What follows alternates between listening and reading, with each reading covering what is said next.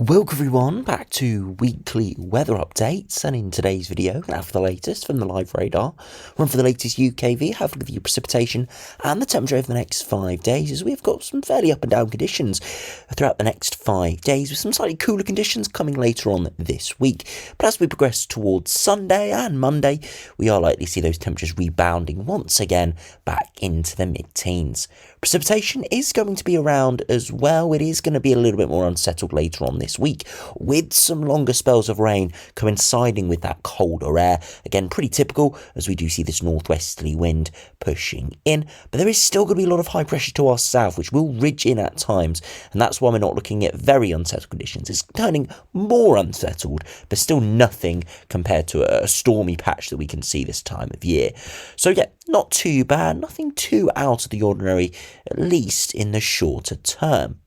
However, as we progress into April, things do look like they could change. Perhaps a change for the worse, depending on what sort of spring conditions you would like to see.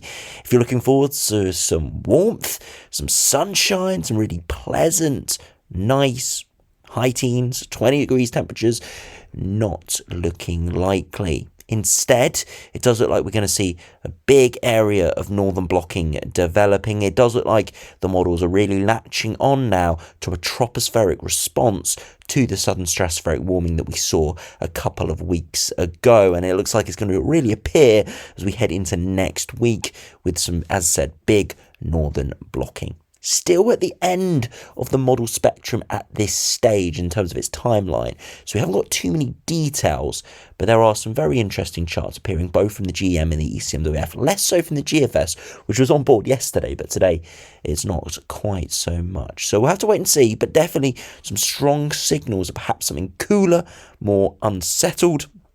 Hopefully nothing too horrible, but it is very unpredictable when we see these big blocks appearing. So of course we'll explore that in the second half of the video. So do remember, if you enjoy my videos, make sure you like and subscribe, and remember to follow me on Twitter as well, the link's in the description. Now if we start on the live radar, we've seen a transient weather front heading southwards through today, and you can see got a bit of thicker cloud and remnants of some drizzle in the far south, and you can see a bit more precipitation heading into northern Europe. This is the remnants of the weather front that did give some heavier rain further northwards through yesterday, overnight into the morning. So most of us have got this passing through, and for much of England and Wales it's just a bit of thicker cloud and bits and bobs of rain, so not too much going on. And if we do put on the temperatures, you can see further northwards and westwards it is cooler behind this weather front. Further southwards is still a little bit milder as I'm recording this around 8 p.m. Now if you head over to the latest UKV now, you can see not too much going on as we progress into Wednesday. Another weather front appearing out into the northwest, and that does push in, but it doesn't give too much in the way of precipitation. It does look reasonably light into Thursday morning. Now through Thursday, that precipitation does start to pep up more. We see a bigger weather front moving in off the Atlantic, a cold front. And you can see that because we've got this squall feature, this line of very heavy squally precipitation. Again, a usual feature when we see these northwesterly winds. We've got some quite big collisions in air masses, very, very typical during spring months. We've still got lots of Arctic air, but also some warmth. So a proper squall feature appearing here through Thursday evening. But does it survive? Perhaps a little bit, but you can see it does fizzle away and become less intense as it clears southwards and east. But sometimes these things can stay really intact and could cause some really quite horrible conditions for about 15 minutes. They clear through pretty quickly, but it can be very, very unsettled and stormy there for a short period of time. But luckily it does look like it degrades away, eventually clearing southwards and eastwards through Friday morning, and by the evening we're all into a fresher air mass, a bit of snow over the highlands of Scotland, generally turning colder through much of Friday and dominating into Saturday. But by Sunday, a bit more cloud, a bit of drizzle appearing, and that will be the milder air masses nudging back in from the southwest. So yes, northwesterly winds coming in for about 48 hours, turning unsettled and cooler through Thursday, Friday, Saturday, but generally speaking, not going to dominate all too long. Again, with this sort of pattern, lots of oscillating between high pressure, low pressure, and slightly milder air masses and colder air masses, meaning nothing really dominates for more than I said in a couple of days, really, when we're looking at those air masses. Now, if you look at the temperatures as we progress into Wednesday, temperatures not going to be too bad, but not great, not horrible. kind of around average, around the low teens to mid-teens, around 13 to 15 degrees, so nothing too terrible. And into Thursday, it's similar conditions, maybe slightly higher in the Far East, 16 or 17, but generally speaking, most still around the low to mid-teens.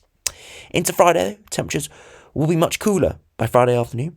Best, we're looking at 10 to 12, so below average for most, even in the high single digits in the north and the west. So pretty cool there, and potentially dropping away towards freezing into Saturday, but nothing too widespread as that air mass is only just establishing itself, but it won't establish itself too long as it gets cleared away by Sunday.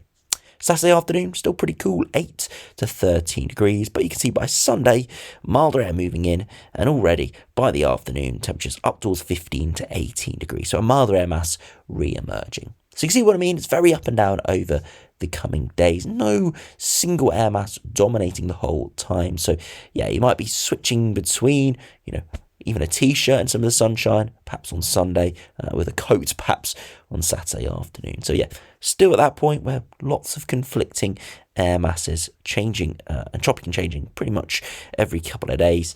But perhaps longer term, we could see something a bit more sustained. And unfortunately, it could be something a bit colder and maybe more unsettled, sustaining itself.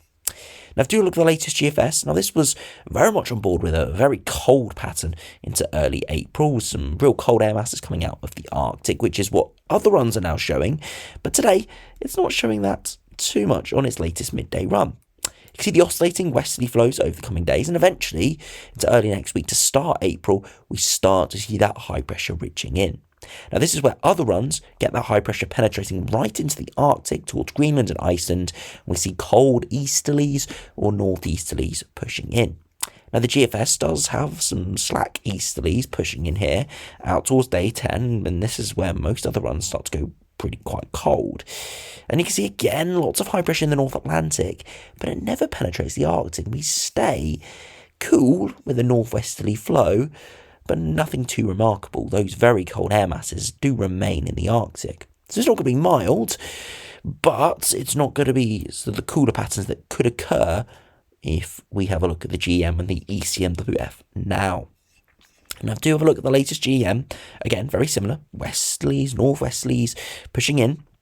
And by early next week to start April, that high pressure moves northwards. And instantly, it's much further northwards and low pressure is undercutting it, i.e. easterly winds are pushing in. Now, at the moment, the easterlies are not actually that cold. We've got pretty mild air across the near continent. But just the fact they're coming in from the east, it would be cooler than these upper air temperatures would suggest, just because of that wind direction. And slowly, as we progress towards day 10, we would expect it to start to turn much, much colder. Now, you can see those air masses still remain fairly mild here towards day 10, but look to the northeast. Look at this very cold air mass moving into the Arctic and would, from looks at these pressure patterns, head our way. This high pressure doesn't look like it's going anywhere. So by the 4th of April, we're about 24 to 36 hours away from pulling in this very cold pool. And again, it doesn't look ridiculous here on the 850 HPA temperature deviation, but these are the deviations for Scandinavia, not the deviations for the UK. This sort of air mass would be 10 to 12 degrees below average for the UK. Again, we're unlikely to see the -10 isotherm. It's very difficult for that isotherm to survive at our latitudes into early April, but definitely the -5s look like a possibility, and perhaps even colder than that could move in. So you can see the GM, in terms of its actual surface conditions, not too dissimilar to the GFS. But you can see at day 10, it is setting up a very cold pattern with extensive northern blocking, very similar to what the GFS was showing yesterday. GFS has some very cold northerly winds in both its midday and 6 a.m. run, so pretty surprised to see it backtracking today, but could be, as I said, just some model volatility there from the GFS. But regardless, cold pattern setting up here from the GM, and it would be pretty sustained. Could be very, very chilly. Even with those slightly milder upper air temperatures at this stage, if we do look at the surface, you see it's not actually that mild. You can see it is 10 to 12 degrees at best, and you see the very cold air. It's just off screen to our northeast and would be pushing in the next 36 hours or so. Now, if you compare to the ECMWF, it's actually very, very similar to the GM. West and northwesterly winds pushing in at the moment. Eventually, that high pressure moves northwards into next week. Doesn't pull as much of a quick easterly like the GM does, but eventually it gets going towards Iceland and Greenland, and very similar. You can see those cold air pushing into Scandinavia and would likely head our way. Now, of course, it's not actually all too cold at this day 10 point, but it's the subsequent days. Very similar to the GM, it's that 24 to 40 hours after this frame where it could go notably cold. So again, we are looking at the setup here. We're not looking at the actual cold or unsettled pattern. We're looking at the setup, the route to getting there. So we're still a good period away from seeing anything cold, a good week, maybe even more. But we're definitely starting to see some pretty strong signals here that could be arriving as we progress into early April. As I said, we have been thinking about this pattern. We've had some threatening colder spells over the last couple of weeks. Nothing too notable, nothing too extreme, nothing too blocked. But we've been waiting for a proper response to the sudden stratospheric warming. There's been rumblings over the past week or two, but this looks like a proper response starting to appear now within the model output. And I would be very surprised if we didn't see at least something very cold for a short period of time. Again, difficult to say exactly how long a block will last, exactly what air masses we'll see. But from the looks of this setup, definitely something of that nature could be on the cards. Now, if you look at the ensembles, not seeing anything too notable yet. Lots of up and down over the next week, and then longer ranges start to see some cold runs appearing, and generally getting back towards average here from the GFS. So lots of deviations in there in the longer term. If you look at the sea level pressure, you can see mainly high pressure dominated, eventually a bit of low pressure in the longer term. That could be that undercut under the block starting to appear. So we'll have to wait and see, and you can see the operational run is abnormally high in terms of pressure compared to its ensembles, which does mean it does stand out a little bit, and no wonder it's a little bit anomalous compared to the GM and the ECMWF ensemble and operational runs. And then if we do compare to the ECMWF, this is the midnight run, so not coinciding exactly with the midday run, but very similar. We get to that early April point, and there is a lot of spread, some very cold runs starting to appear, like the midnight operational run was very cold. And again, you may say -5 line, that's not that cold. You know, the average in February and late Jan is kind of like -2, -3. It's slightly below average. But we're looking at early April now. -5 line is notably cold compared to the 1991 2020 mean. It's about 6 or 7 degrees below average. It is notably cold. We're looking at mid to high single digits at best, overnight frost potentially as well. So yeah, we'll have to keep a very, very close eye on this.